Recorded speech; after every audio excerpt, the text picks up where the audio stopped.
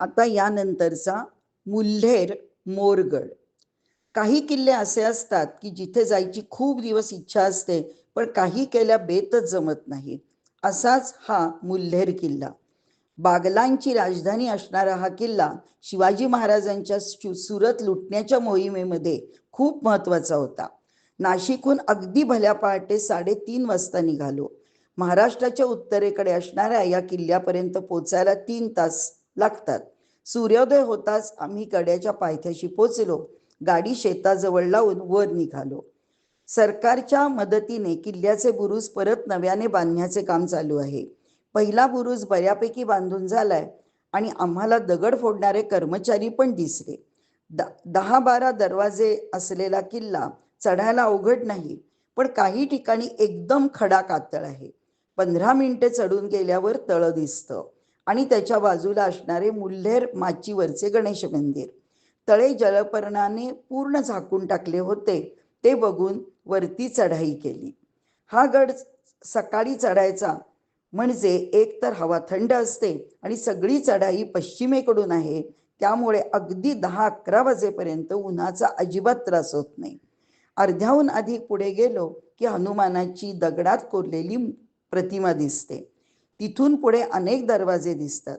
या दरवाज्यांची एक विशिष्ट रचना आहे. कुणाला वरती जायला सापासारखे वळणदार रस्त्याने यावे लागते. प्रत्येक दरवाजा बघण्यासारखा आहे, परंतु बरीच दरड ढासळी आहे, म्हणून काळजीपूर्वक हे जावे लागते. टोकावर गेल्यावर वरती पठार आहे. तेथे प्रचंड वारा आमच्याबरोबर खेळत होता. पठारावर एकमेव दरवाजा आहे, ज्याच्या पुढे मागे काही नाही.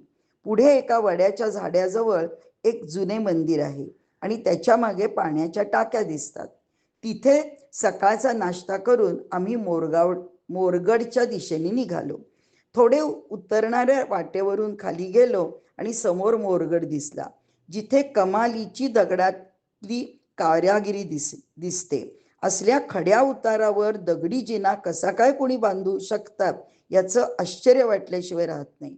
दैवी शक्ती किंवा आपल्याला आत्ताच्या काळात न समजणारी कुशलता असणारे लोक असणार, ज्यांनी हे जिने आणि दरवाजे कोरले.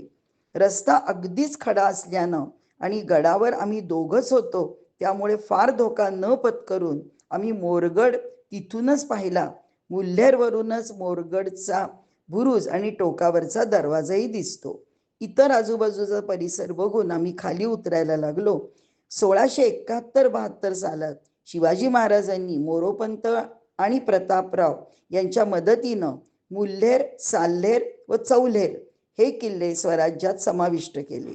महाभारतात उल्लेख असलेले रत्नापूर मयूरध्वज राजांनी उभे केलेले बागुल कुळाने 300 वर्ष राज्य केलेले आणि नंतर स्वराज्यात समाविष्ट झालेल्या अशा प्रचंड इतिहास अनुभवलेल्या किल्ल्याला प्रणाम करत आम्ही परतीची वाट धरली.